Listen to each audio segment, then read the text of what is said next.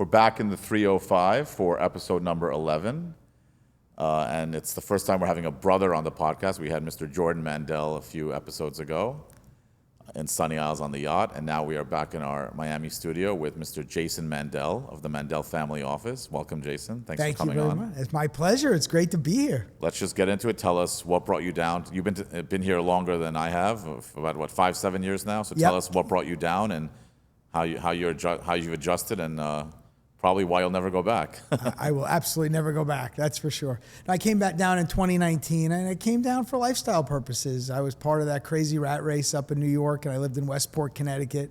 And I was tired of the commute. I was tired of the weather, and I just wanted a better quality of life, which we found here. Really happy. Yeah, amazing here. And you ended up renting and then buying a house, and the kids are older now. So tell us personally, professionally, what changed and how you got adjusted to it for people that are thinking about moving down. Like, any tips on that? Or I mean, the schools up north are probably better on average on a public school basis than what we found down here. We ended up sending our kids to private school down here. Both of them? Okay. Yeah, and then my son actually did not really like it, so he ended up going to boarding school. Right, okay. So reality is it's not for everybody. You got to do your due diligence. You got to check it out. There are some wonderful public schools here and school districts that are excellent. But it's a question of just doing the research. I don't know on average whether you're going to find the same level of top schools that you might find up north. Right. It's definitely getting better. Oh, much better. As every day, every week, as more people move down, right? I mean, the whole Ken Griffin thing with what he did with the schools up south of you, right in Miami. And you just have the concerned parents now that are part of the school district that I think were not present more previously. Involved, right? More involved, they're more pissed concerned, off, and they're going to complain and bitch and yell, and it ends up creating change, right? Squeaky wheel gets. Is that similar with the doctors and the medical stuff? I definitely have seen a difference. Even in a short couple of years, I think there's some amazing doctors that are making decisions to come down here. The whole world has changed. Quality of life is questionable in certain parts of the country, and I definitely feel there's so much excitement here. I think it has something to do with President Trump making this his residence. I mean, there's such a resurgence in the Palm Beach area. It's exciting. There's just an energy here that you don't find elsewhere. No, definitely a different vibe, different energy. I love it, as you know. What about did your business really change? I mean, obviously your business has changed in other ways, which we'll get into, but did you feel business changed or not really? Business has absolutely exploded. Like I'm saying in terms of moving down here. But I know you're in New York a lot too. I travel a lot. I'm on the road maybe every other week. I love to travel. I had an office in Los Angeles for many years, and I like to travel internationally. I'll be going to Europe in a week, and I go to Asia, be in India, I'll be in Israel, I'll be all over. I do a lot of traveling. Nice. But I would say that my business has dramatically changed here. The culture here is different. There's an openness that exists. People are looking to do things that are outside of the box, and a lot of what we've done is innovation. And part of my frustration, and even going out on my own and leaving the corporate world, I had been at some very large firms on Wall Street, Cantor Fitzgerald and the World Trade Center. I had left prior to 9/11, D.E. Shaw, a very large hedge fund. And then I worked for the Lefrak family, real estate billionaires. And I really left because I was frustrated and I wanted to bring innovative ideas. I was able to do that on my own. I started my own company in 1999, and I've been on my own since. Tell us about the Mandel family office and what you guys specialize in. And just for our viewers out there, we're happy to finally bring in some tax and finance related subjects. We've done watches, boats, real estate, hospitality, sushi. Sounds like a lot more interior fun. Design. No, why are we when we finally connected and you agreed to come on, I was happy. We've done 10 episodes. Now it's time. Let's get down to like the tax stuff and the finance stuff, which you have a passion for, maybe even more than I do, if that's possible. No. And please tell us about what you specialize in and your tax mitigation strategies. Sure. Well, listen, the reality is a multifamily office, it's now become very sexy. I get contacted every day, probably 30 or 40 emails to me. I want to work with a multifamily office. That people don't even necessarily know what that is. But it's a sexy word, and we've been doing it for a long time. The basic concept is under one roof, you're going to coordinate all aspects of somebody's financial world.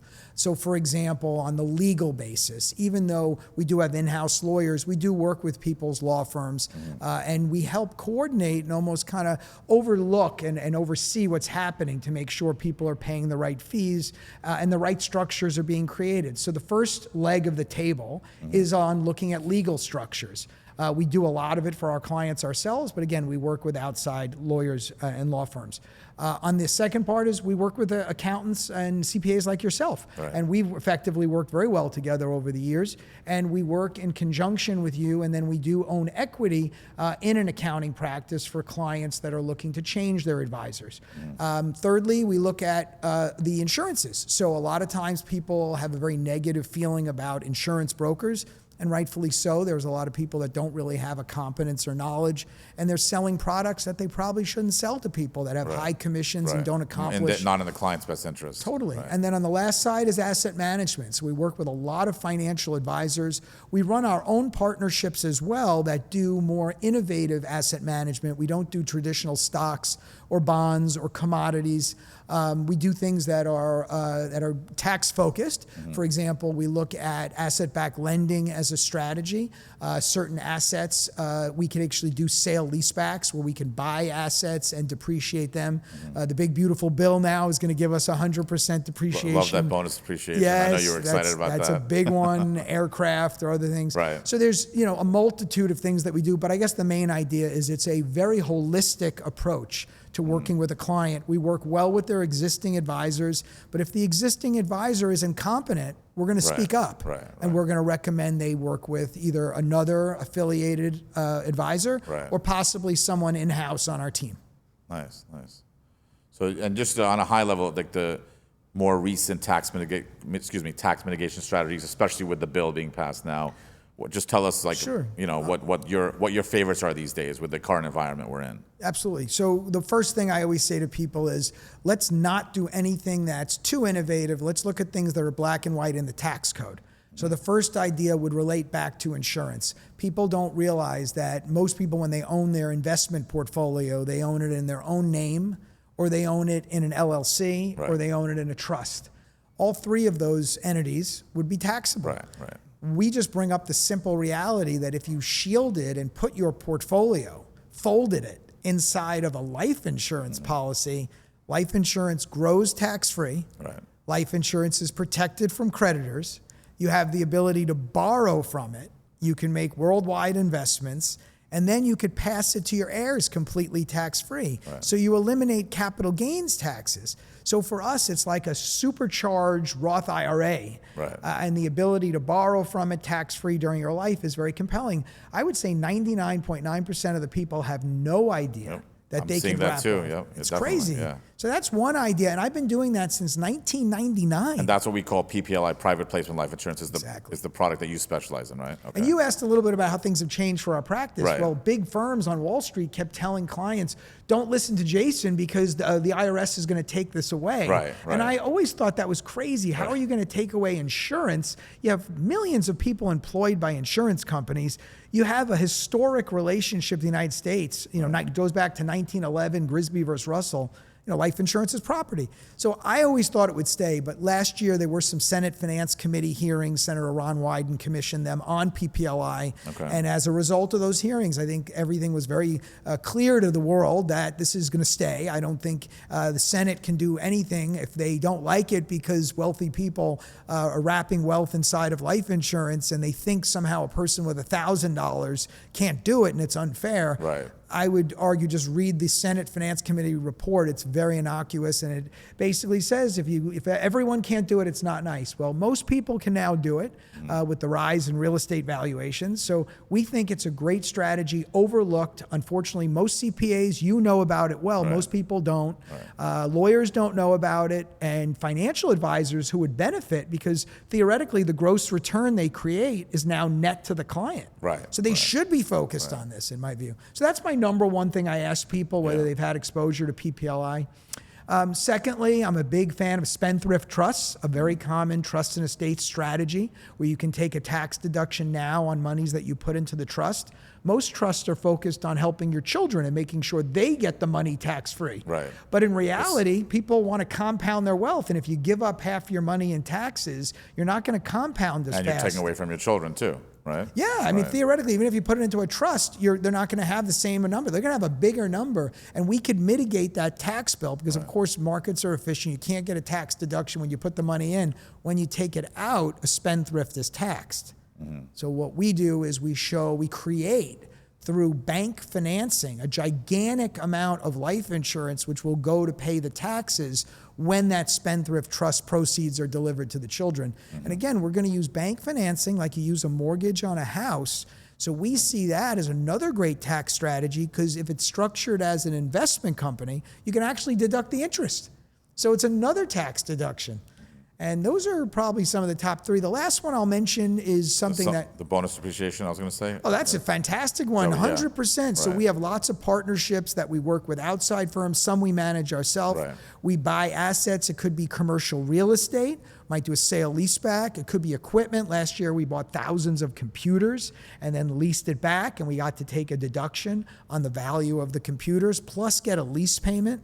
We do these days, mostly we're focused on real estate. So we're going to buy real estate from normally one of our clients that are very wealthy.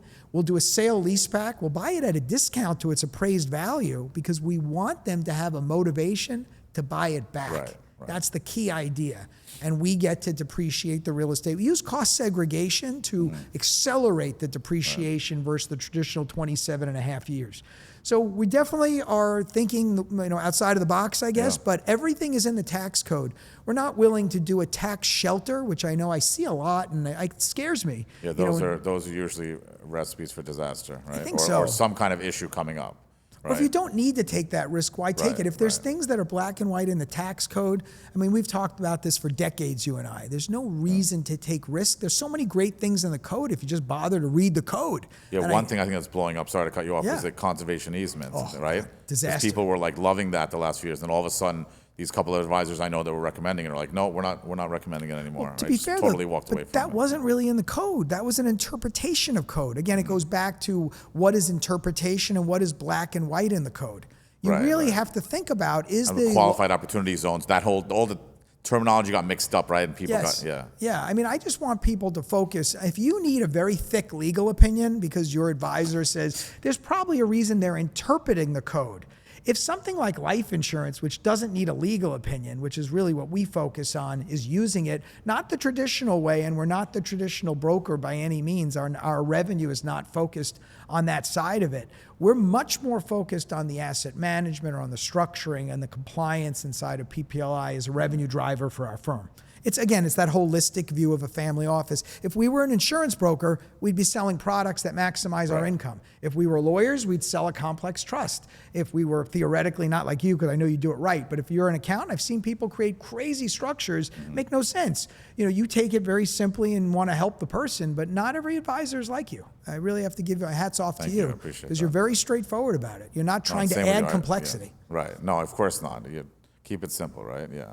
No one needs extra stuff to read and think about and worry about with everything else going on in the world today, So, no, and so speaking of real estate, I know you're not, we have backgrounds in real estate. You used to work for the Lefrak family, and just generally, what's your opinion on, because that's something that most people are always curious, whether it's personally or professionally. What's your general outlook on real estate in New York and South Florida in the next couple of years? I mean, of course, we have the New York City thing, which we don't want to get too political about. Right. That's going to be a big issue in New York City scary. with the election coming up. But oh yeah. Any outlook on that kind of thing? I bifurcate real estate in two ways. I always say to people, look, when it comes to your personal residence, I'm not a big believer in inconveniencing yourself and trying to time the market and go downsize and then try to buy something when the market. That's hard to do, to time the market. So I always say to people, you have one life.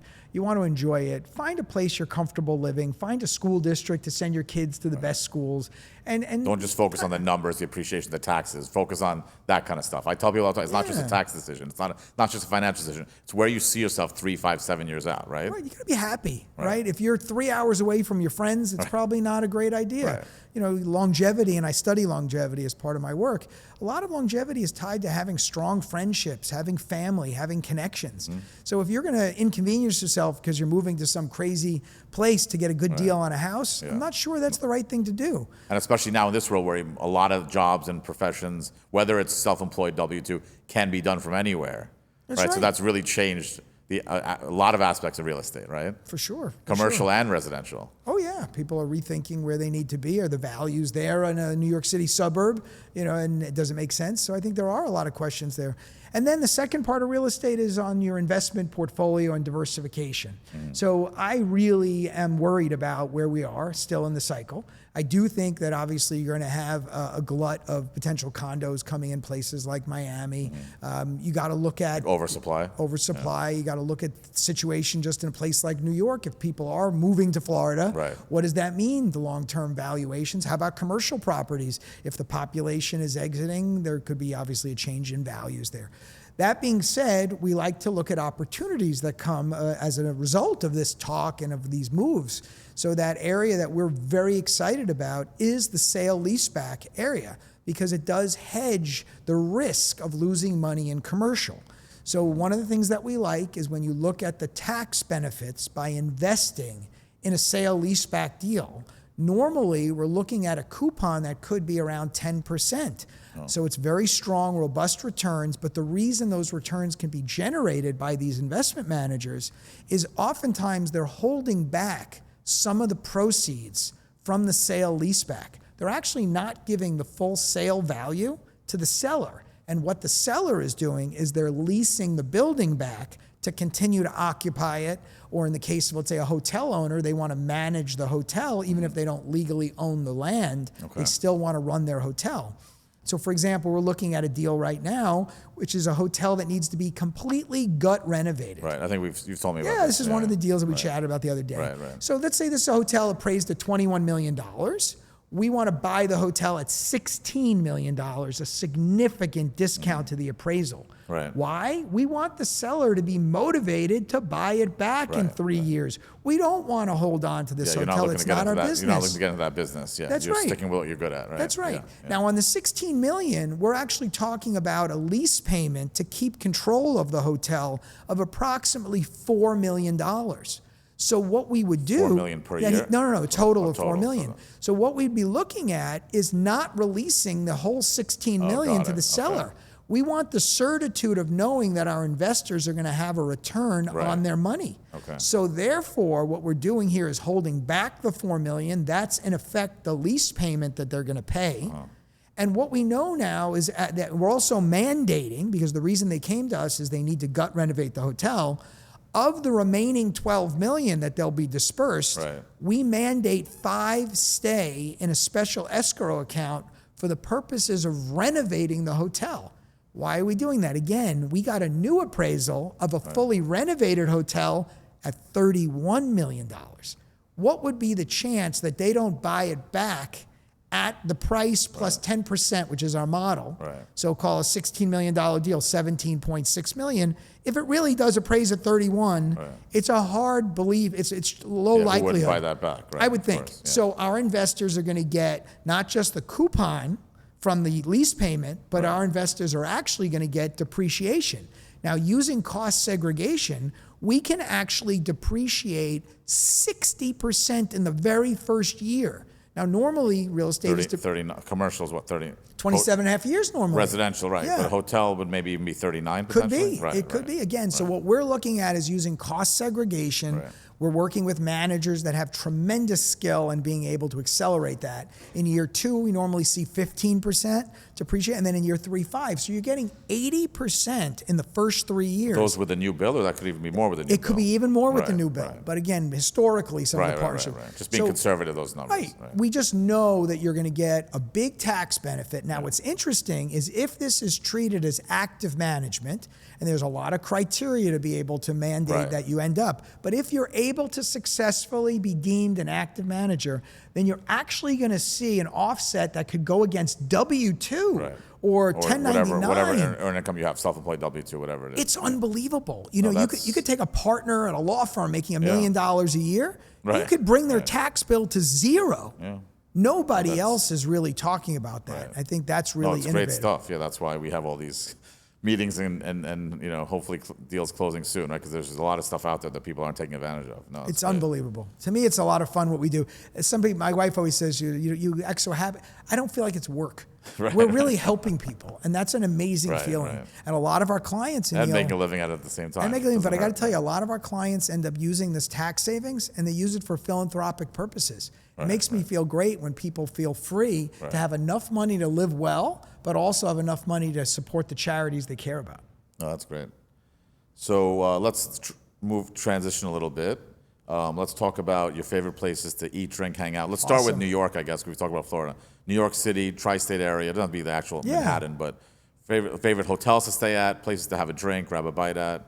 Where do you go these days? Because you're up there at least once every month or two, right? Easy, So, yeah, easy. I have a very warm feeling for the St. Regis Hotel on 55th, Classic, yep. and the reason for that is I was actually engaged there. Oh, okay. Yeah, Oh, nice. they were super nice to me. They gave me the Imperial Suite, Very and nice. it was fun. Surprised my wife and did the whole thing. So I always loved that proposed place. in the suite? I proposed. Yeah, I had a violinist and chocolates. beautiful. It was an Nice. amazing experience. So I have this fond feeling for it. So I go back there. I like to stay there. Nice. But one that of the bar things, downstairs. yeah, exactly. You don't remember the name of it? It's Yeah, like, the King, King Cole. King Cole bar, It's great amazing. bar. Yes, It's a yes, great yes. classic love that bar. place. You know, they invented the Bloody Mary there. I think they called Oh, it the really? Red Snapper Okay. was because it was the Bloody Mary was too coarse of a term for them. Oh, wow. But it's such a historic place. It's quiet. You can actually hear somebody Yeah, speak. yeah. It's great for business meetings. So I like to do meals there. They have a great restaurant. But that bar, there's an outside seating area in front of the bar if you Mm-hmm. just want to have a little quieter spot. And I just think it's an underappreciated spot. I guess I'm old enough now. I'm 51 years yeah, but old. you know what? Yeah, You know, I like a place like that where you Classic, can hear yeah. somebody, you know, talk to you. But it is classic. Nice. Yeah. Anything else in New York? Or, I'm bad. I go wherever my clients tell me. I'm Right, really right. a You let them Floridian pick the now. place, Yeah, yeah. I so what tend about to. down here? Down here, there is a meat market restaurant in the Renaissance Hotel in Boca Raton, but they're actually doing like a Las Vegas pool scene. Really? It's actually awesome. And again, you're talking about a little bit more mellow scene than Miami, where we are yeah, now. which is, you know, Yeah. I love going up there, as I say all the It's time on this quiet. podcast. Yeah. It is quiet. But I have to say, that scene, you've got beautiful people, you've got amazing food. Meat Market yeah. has incredible This food. meat market when you said It's actually there in Boca Raton. They In have Boca, yeah, okay. they have one there. Okay. Yeah. I think there's a few other ones, maybe LA or somewhere else. yeah, I heard it, someone just mentioned it recently. Meat Yeah. market. Yeah. It's fun, and it's just got amazing food. And it has a pool scene. So it's at a connected to hotel. It's inside the hotel. The hotel has a pool So scene. what they do on the weekends is they serve food at the hotel, and they've Okay. got bottle service, and Nice. they've got, you know, some. I think they probably have people that they incentivize to come and walk around in Of bikinis. course, I'm sure. Yeah, we know It's- how promotions work yes, in the business. Yeah, it's, we get it's it, fun. yeah. It's a fun place to go. I used to be in that world a little bit myself. Yeah. So anywhere in Delray or in Miami that you Well, love? Delray, you know, you've got a Le Colonial that just Yes. opened Oh, up. I heard about it. And Yeah. that was a classic spot for me and my family. My grandfather's favorite restaurant. Really? On 57th Street. So I lived right next door in a condo. Yes, I remember that. Yeah. 153. I also lived around that area Yeah. too. Yeah, back then. Yeah. So I'm a big fan of that place. I'm yeah. there whenever I It can was go. nice to see it came back up. Yep. Yeah. Food is delicious. So you've eaten at there? Oh, many yeah. times, many times, We're planning Yeah. with my parents to like just spend like a weekend up there mainly because of that yeah. restaurant. It's fun. Just to check it out. Yeah. And it's got a great bar scene as well. Oh, nice. So yeah, that whole street is amazing. Yeah, Great Atlantic art Avenue galleries. is great. I really Yeah. love it up there. Yeah. Went there recently for a birthday weekend, and we went to Left Keys one Yep. night, and then there's a new bar that opened up. I always blotch the name. It's like an 80s, 90s themed bar, like near Left Keys. And then we did the next night we went to Harry's in West Palm, but again, perfect. classic place. Yeah. Yeah, of course. But really a lot going on up there. Yeah. I guess Miami you leave up to me, right? You have any spots in Miami you love? I really don't. I leave that to you. You tell me where to go. I'll be there. I'll Nice. meet you there. But you just no. had a meeting. You said Pura Vida, right? Yeah, I mean, that's such a so they classic. opened up in New York, actually. Yeah, someone Yeah, told they me that. expanded into New York. Yeah, they're in Boca Raton as well. They're all Right, over. right. Yeah, it's a great, Cool. great place to meet for a breakfast meeting. Yeah. Can't beat it. No, it's good. Good, fairly healthy stuff. It is, Close, totally. clean, consistent. Yeah. Yeah. So, any other tips for people? So again, going back to people who are thinking about moving down, whether it's, I mean, I guess we covered that already. It was on my, my list. We went a little bit out of order, but of course, that's what you're here to have fun. Yeah. But I guess, okay, going back to that, I mean, with the potential election happening in New York City, we'll try to not get, I never really like to get too political, but I mean, do you think, look, if this guy, Zoran, wins, if he wins, we'll all have to deal with it, and, for better or worse. But it is most probably going to lead to another maybe COVID-type influx down here. So any thoughts on that? If that happens, you think that will spike the market again, or? or anything like that? It's just more buyers than sellers. You'll see prices. Right. A place like Boca. I just bought a new home in a place called Lotus Edge. It's an interesting development. GL Homes does a tremendous job in South Florida and other parts of Florida, and I think that they're selling out like crazy. You're seeing people move from all parts of the world. I know that there's a huge population coming from Canada. People move from Australia, from South Africa, coming here. There's instability around the world. There are feelings that people have that they're not safe where they live. There's migration happening, and I do think there's reason to come to Florida. It does seem to be incredibly safe. It does seem to be friendly. We are seeing rising percentages of perception of people feeling anti-Semitism around the world, and that is driving people. South Florida has a large Jewish population, and there's a perception of safety and protection that exists here that may not exist in a place like New York. Historically, New York was one of the greatest places for minorities like Jewish people like myself. And it's an amazing thing to watch people no longer feel comfortable. We have a lot of business with Israeli entrepreneurs that bring business to America and operate businesses here.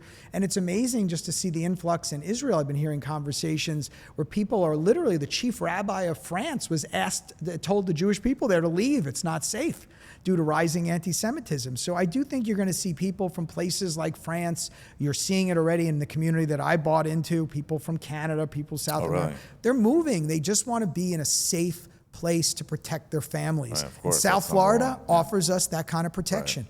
And did you feel it was more of in negotiating the trend, now that you've closed it, did you feel you had a little bit more of the cards than usual? Was it more of a... Not at all. No, they really... So the market there is still very strong. Incredibly strong. My wife's a real estate attorney. She's yes. We were going to buy something with them years ago, and she refused because they wouldn't negotiate. And she's like, I'm an attorney. Yeah, and then I know she really wanted that house, right? Or she wanted to buy, so she felt really, the pressure. Okay, and she basically said, look, I think there's going to be more buyers coming into South Florida. Let's just, buy the house, call it our forever home. We bought a first floor master, and nice. She laughed. That's kind of the way to, She just wants to know that, that we don't have to move, because of anything like that. Looking forward to seeing it soon. I feel too young for any of that, but the reality is South Florida, you can't match the lifestyle. Taxes are a big deal with out-of-state income tax, and the excitement, the business opportunities. I have not felt that I have missed out on any business opportunities by living here. If anything, I feel the community is very warm, very welcoming. People want to hear. They're dealing with advisors that might still be up north or be in Chicago in the Midwest. These people are looking for local talent. They're coming here younger and younger. They're not coming here to die. They're coming here to build business. That's right, and actually live and be free. Build their business, build their careers. No, it's really great to see what's going on down here. Hey, look, it's August 6th right now. Summers are hot, but you know what? You work around it. There's air conditioning. You travel a little bit. And you're also not dealing with the dirty snow and the winter and the cold and the that's what I'm saying. I'd rather have. Face that hurts. For me, having a hot summer is well worth it. Not having the winter. I'm not somebody that enjoys the cold weather. I'm not a skier. If you love to ski, I'm amazed at how many people in South Florida actually ski and they spend their vacation. I've seen that too. They spend their spring break skiing. It's interesting. Basically, we all want what we don't have. Yep. That's the reality of life. If we can just figure out, if we could just figure out how to be happy with what we have, life becomes a lot more simple. No, you got it right there. You hit it on the nose right there. So before we wrap up, tell us. I've been wanting to bring up this topic because I've had a little pushback, but let's just tell us. Of course, we're not going to get into the details. I don't fully understand it, but it's about diversification. Tell us your thoughts on crypto. Yeah, I've been a big fan of crypto for a long time. I do think it's a diversification that allows people to have exposure. It's cutting edge, it's innovative. Now, I don't necessarily believe in taking directional risk in assets like a Bitcoin or betting on price movements in actual coins. I think there's a lot of investment opportunities in the building of the next generation of what the crypto world will become. So I'm working on stablecoin alternatives, putting hard assets in the digital world. So for example, life insurance contracts are an asset that I've actually owned in my past. Our firm used to manage $1.8 billion in unwanted life insurance that people didn't need anymore. We would buy it and hold it, and we became the beneficiary of these policies. So we're in the midst of looking to digitize the holdings of life insurance in a coin-like environment. We also think that there's a lot of opportunity for more traditional assets. For example, public equities that now could trade 24/7 in the digital world. If you had a coin or a token that would would be assigned to a public company share, you'd be able to hold those in a way that offers you more flexibility and more trading opportunities for that traditional asset like a stock. So we're looking at alternative assets and putting them on the blockchain. We see great opportunities for diversification. The thing that I'm mostly brought into in client situations is non-compliance on their taxes. We still see a lot of people that unfortunately they don't think it's taxable. They don't know it's taxable because now Trump and the Republicans are in control. They think that even that changed it, but it didn't. It's taxable just like any other capital gains. That's right. That's right. So again, we use strategies like private placement life insurance, where people to hold the crypto. That's right. It's a great thing. There's no taxation, so you can be 100% compliant without that fear of someone looking over your shoulder. I mean, I have clients that literally live in fear of the IRS calling them. It's a shame. You shouldn't, and it's a horrible reality. So we really want to show people that crypto is a great diversifier of your net worth. It's fantastic. Making bets at today's valuation is like making a bet on a stock. Do you think Nvidia is a good investment here? Yay or nay? That's not my expertise. I'm all about non-correlated investment strategies. I don't want to wake up one day and see stocks or bonds or any asset lose value and then I'm caught.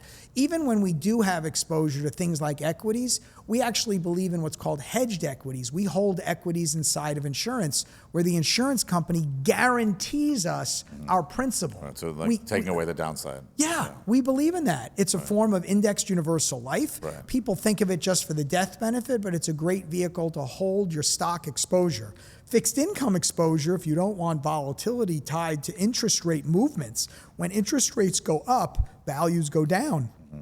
If you want to take yourself out of that risk or take yourself out of the risk of, God forbid, the stock market getting weak, you can use an insurance wrapper around it. And then when you want to own assets that might be more volatile, like crypto, you could still own it inside of insurance, hire a third-party manager. You've got to be diversified. You've got to meet the requirements of this private placement life. You've got to find a carrier that accepts crypto. Not every carrier does as the cash value. You've got to hire a manager you're comfortable with. But if you do all that, then you don't have that headache of worrying about realized gains and being tax compliant. Just because it's cold wallet storage doesn't mean the IRS is not going to catch you. Of course not. Yeah, that's what I do. You've seen all my videos, and I keep because as crypto gets more popular and more widespread, I want to educate, especially the young people, that look, you got to, I was at a lunch with someone yesterday who told me he had a coworker leave because all of a sudden he made literally millions of dollars in crypto, and he was like, "I'm out, guys. I'm not going to come to this 9 to 5 anymore." And I'm like, "Yeah, maybe you want to give him my number. Have him watch a video because I'm pretty sure he won't know about all the tax ramifications." What makes me feel more comfortable, honestly, is I only got back into it. Honestly, I had a Coinbase. I think I forgot the password, got back into it, liquidated it all. Wasn't in it for a little while, and then Fidelity offered. You can buy actual crypto through Fidelity. That's right. So that's because as a Fidelity fan, I have everything on one screen. Got back into Bitcoin and Ether with that, and now they're offering the Fidelity ETFs, the Bitcoin ETF and the Ether ETF, again through Fidelity, which I can now buy in my retirement account. So again, all these companies now offer their own ETFs and funds and crypto-like products. That's what makes me feel comfortable, at least getting back into it and diversifying into it again a little bit more, not going majorly into it, but I like to just log on and see I'm a little well placed and diversified with all types of things. Not only life insurance, VUL, also different stocks, bonds, little crypto. We've seen a lot of clients come to us lately and they've used a structure to hold some of their crypto because they wanted to potentially do cold wallet storage and they wanted to have full control of it. So what we've done is we've set up a special tax advantaged company for them. We call it a TAC. The TAC, and that really works well. So it's a two-tiered shareholding of the company. 2% of the company is actually owned by the client, maybe a 1% themselves, 1% their spouse. But the other 98% is a separate share class that has no voting rights. So the Class A... dual class LLC? Yeah, exactly. People always challenge me and say, that's not possible. I say, look at Metastock. Of course. Right now, there's no voting shares. Zuckerberg did, of course, yes. So I like to show people that because it's very flexible. So when you make money and you run your business through this tax advantage company, you donate the Class B shares, call it 98% of the economic value, but 0 voting shares. You donate that to a nonprofit or even a donor advised fund. And when you do that, all of the monies that are booked into that company, 98% of it, the taxes are attributed to the nonprofit. So they normally are not subject to taxes. So it's a very innovative structure to reduce the tax bill for entrepreneurs or crypto investors that want to still maintain a lot of control. And that's an important part. You have a lot of great stuff. And I'm happy we have this all on camera. We can post it, publicize it, and hopefully, bring more people to meet with us and really start saving on taxes. Because why waste your wealth on taxes? Like, speaking of that, you want to just let's do a little book promo before we leave. I came out with a book Yes, last year. It was actually #1 on Amazon for a little while, called Demand Transparency. And the book subtitle is Stop Wall Street Greed and Rising Taxes from Destroying Your Wealth. The book was a lot of fun to write. Some of it is personal. Not bad to read either. What'd you say? Not bad to read either. Thank you. But I really enjoyed kind of capturing my investment philosophies, a little bit of my career. I've kind of tried to be unique in my approach, and not just. Trust me, you are. I speak to people. I get calls and emails and approach all the time, and obviously I'm grew up going to college with your brother and very close with him, close with your family, but. I'm just really happy we connected and became friends, and hope to do a lot of business together in the future. So thank you for coming on. My pleasure. Just tell us quickly how we get in touch with you and your team. Yeah, so we have a team that works on a lot of these strategies. They can go to a website called SkyGem Solutions, SKYGEM Solutions.com. Okay. There's a whole team of people that can help them if they want to learn about our strategies. I have a LinkedIn account under the Mandel Family Office. I have an Instagram they could look at under the Mandel Family Office, and we share a lot of videos and content about what we do. And I'll do something kind of crazy because I like to do it, and this goes to show you I've had the same cell phone now for 30 years. Oh, you're going to put that out there? I'm going to actually give it to, if somebody wants to text me, I can put them in touch, or I can talk to them. My cell phone number is 917-603-2365,